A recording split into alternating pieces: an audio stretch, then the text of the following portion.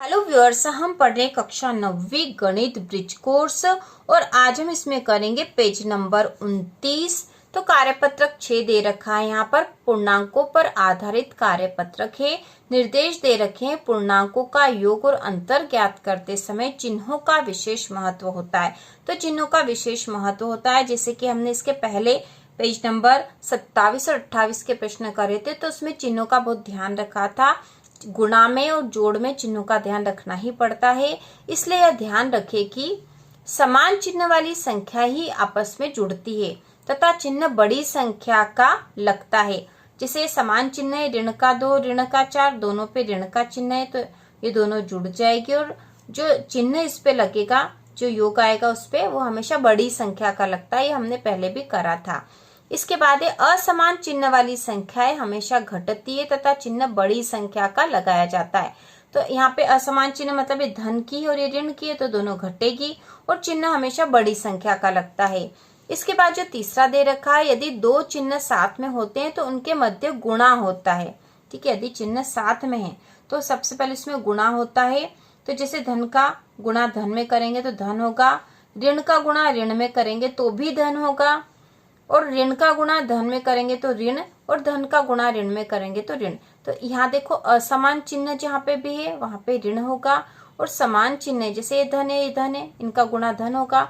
ये ऋण है और ये भी ऋण है, तो इनका गुणा भी धन होगा। इसके अलावा यहाँ पे ऋण होंगे। इसी प्रकार यहाँ पे ये धन का चिन्ह आगे है और अंदर कोष्टक में भी धन का, तो धन का गुणा धन में करेंगे तो धन का ही चिन्ह आएगा। ऋण का गुणा ऋण में करेंगे तो धन का चिन्ह आएगा, जैसे यहाँ पर। उसी प्रकार ऋण का धन में गुणा करेंगे तो ऋण, धन का ऋण में गुणा करेंगे तो भी ऋण आएगा।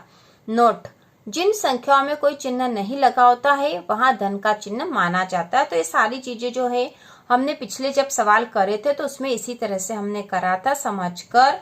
तो यहाँ प्रश्न पहला दे रखा है, निम्न प्रश्नों को हल करो। तो पहला है ऋण 2 ऋण 3। तो देखो ये भी ऋण है और ये भी ऋण है, तो आपस में जुड़ जाएगी। तो ऋण 2 और ऋण 3 होके हो जाएंगे ऋण के 5। ठीक है, चिन्ह बड़ी संख्या का लग जाएगा, ऋण के 5 हो जाएंगे। 3 और 2 5, और दोनों ही ऋण की, इसलिए आपस में इनको जोड़ दिया है। इसके बाद जो अगला है, ये ऋण 4 है और ये धन 3 है। तो यदि अलग अलग चिन्ह की संख्या है तो आपस में इनका घटाव होगा, मतलब घटेगी। तो 4 में से 3 कम कर देंगे तो 1 बचा, और चिन्ह किसका आएगा? हमेशा बड़ी संख्या का, तो यहाँ ऋण का चिन्ह आएगा। इसके बाद जो अगला है, यहाँ पे 4 धन 2 है, तो 4 के आगे कोई चिन्ह नहीं, मतलब इस पे धन का चिन्ह है। ये भी धन की और ये भी धन की है, तो 4 और 2 जोड़ के हम लिख देंगे 6। इसके बाद है 10 है ऋण 12, मतलब 10 जो है ये धन का है और ये ऋण के 12 है। तो असमान चिन्ह है दोनों पे, मतलब इसका घटाव होगा। तो बड़ी संख्या में से ही छोटी संख्या घटाएंगे, तो 12 में से 10 कम कर देंगे तो 2 बचेंगे।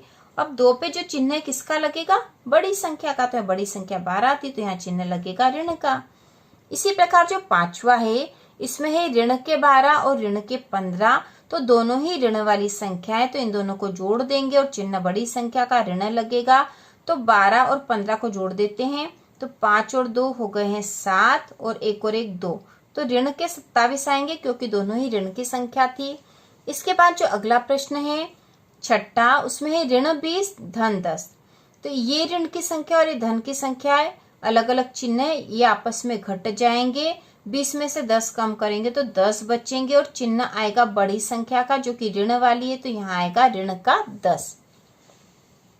इसके बाद जो प्रश्न नंबर 2 है, संख्या A का संख्या B के साथ योग ज्ञात करो। तो हमें योग ज्ञात करना है संख्या A का संख्या B के साथ। तो हम इनको यहीं पे भी जोड़ सकते हैं। इन दोनों को जोड़ेंगे तो ये धन की है और ये ऋण की है। ठीक है, एक संख्या धन की और एक संख्या ऋण की है, तो ऐसा होता है तो हमेशा घटाव होता है, घटाना पड़ेगा हमको। 25 में से 20 घटाएंगे तो 5 बचेंगे, तो यहाँ आएगा 5, और चिन्ह हमेशा बड़ी संख्या का आता है, तो बड़ी संख्या ऋण की है, तो यहाँ पे आ जाएगा ऋण का 5। और इसको हम इस तरह से भी कर सकते हैं, जैसे यहाँ पर आप समझोगे कि योग करने को लिखा और यहाँ संख्या है तो 20 और ऋण 25, और आपने इससे घटा दिया। तो वास्तव में इसको हम इस तरह से लिख सकते थे, जिसे जो पहला था ये 20 है, 20, इसको हमें जोड़ना है। योग करने को कहा, मतलब योग करने के लिए हमने जोड़ का निशान लगा दिया, और फिर हम लिख देंगे ऋण का 25। ठीक है, ऋण का 25 लिख दिया। तो इसको इस प्रकार से हम लिख सकते हैं।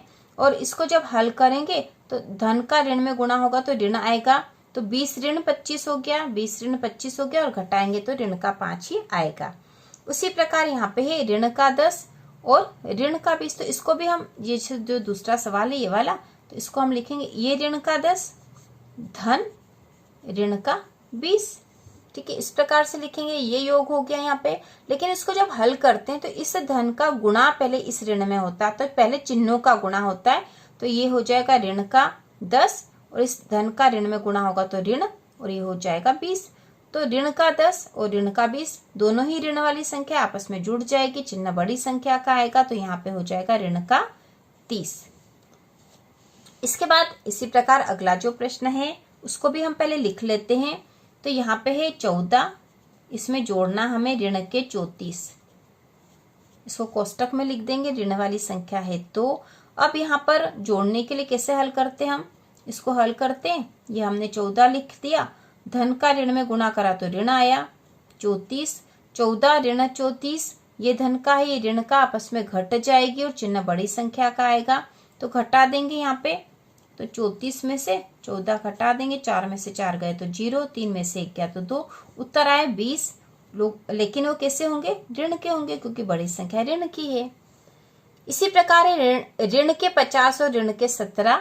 तो इसको हम लिखेंगे ऋण 50 धन ऋण के 17। तो ऋण 50 में हमें ऋण 17 जोड़ना है, तो इसको और हल कर लेंगे। तो ये ऋण के 50 धन का गुणा ऋण में करेंगे तो ऋण 17, दोनों ही ऋण वाली संख्या है तो आपस में जुड़ेगी। ऋण वाली संख्या एक साथ आती तो आपस में जुड़ जाएगी, धन वाली संख्याएं भी आपस में आएगी तो साथ में आएगी तो जुड़ जाएगी। लेकिन असमान चिन्ह मतलब धन ऋण या ऋण धन वाली संख्या आएगी तो घटेगी। तो इन दोनों को जोड़ देंगे, तो 7 में 0 जोड़ेंगे तो 7, 1 में 5 जोड़ेंगे तो 6, और ये हो जाएगा ऋण का 67। ठीक है, ऋण की संख्या है ये, क्योंकि दोनों ऋण की है तो ऋण का चिन्ह आएगा, बड़ी संख्या ऋण की है तो यहाँ ऋण का चिन्ह आएगा। इसी प्रकार जो अगला है ऋण का 4 धन ऋण के 12। तो इसको हल करेंगे तो यहाँ पे हो जाएगा ये ऋण का 4 है, धन का गुणा ऋण में करेंगे तो ऋण 12, दोनों संख्या है ऋण वाली तो दोनों ऋण वाली जो संख्या आपस में जुड़ जाती है। तो 12 और 4 हो जाएगा 16 और यह होगा ऋण का 16। इसी प्रकार अब अगला जो प्रश्न है संख्या a में से b को घटाइए। तो यहाँ हमें घटाना है, तो यहाँ समझो घटाने के लिए बीच में चिन्ह किसका आ जाएगा, ऋण का। तो यहाँ पे है ऋण का 20, घटाना है तो ऋण का चिन्ह लगाएंगे, क्योंकि ऋण का चिन्ह हम कोष्टक में रखते हैं अधिकतर। तो घटाने के लिए हमने ऋण का चिन्ह लगा दिया और b वाली संख्या है ऋण का 30। अब यहाँ देखो ये ऋण का 20, इस ऋण का ऋण में गुणा होगा तो ये धन का हो गया और ये 30 हो गया है। तो ये ऋण का और ये धन का हो गया, तो ये दोनों आपस में घट जाएगी। तो यहाँ पर 30 में से 20 घटाएंगे तो 10 बचेंगे और चिन्ह बड़ी संख्या का धन का रहेगा। ठीक है, आप यहाँ पे भी कर सकते हो, 30 में से 20 घटा दी, क्योंकि बड़ी संख्या में से ही छोटी संख्या हमेशा घटती है। घटाएंगे तो 10 आए हैं और चिन्ह आएगा बड़ी संख्या का मतलब 10। इसी प्रकार अगला जो है ये है 15, इसमें से घटाना हमें ऋण का 10। ठीक है, तो ये घटाव का चिन्ह लगा दिया, ऋण का 10। इसको और हल करेंगे तो 15 ऋण का ऋण में गुणा करा तो धन हो गया और ये 10 है। ठीक है, 15 धन 10 हो गए हैं, तो इन दोनों को जुड़ जाएंगे, 15 और 10 हो गए 25 और ये दोनों धन के हैं तो यहाँ पे धन का ही चिन्ह रहेगा। तो उत्तर यहाँ 25 आएगा। इसी प्रकार जो अगला जो सवाल है यहाँ पर है 34 और इसमें से घटाना हमें क्या है, ऋण का 16। तो ये घटाव का चिन्ह लगा दिया और हमने ऋण का 16 लिख दिया है। अब ये 34 से ऋण का ऋण में गुणा करेंगे तो धन हो जाएगा यहाँ पे 16, 34 में 16 जोड़ देंगे तो 6 और 4 10 की 0, असिल का 1, 3 और 1 4 और 1 5, तो यहाँ उत्तर आ जाएंगे 50। तो इस प्रकार से पेज नंबर 29 के सारे प्रश्न हम कर चुके हैं। तो इसी प्रकार के और वीडियो देखने के लिए कक्षा 9वीं की संपूर्ण तैयारी के लिए चैनल को सब्सक्राइब कीजिए।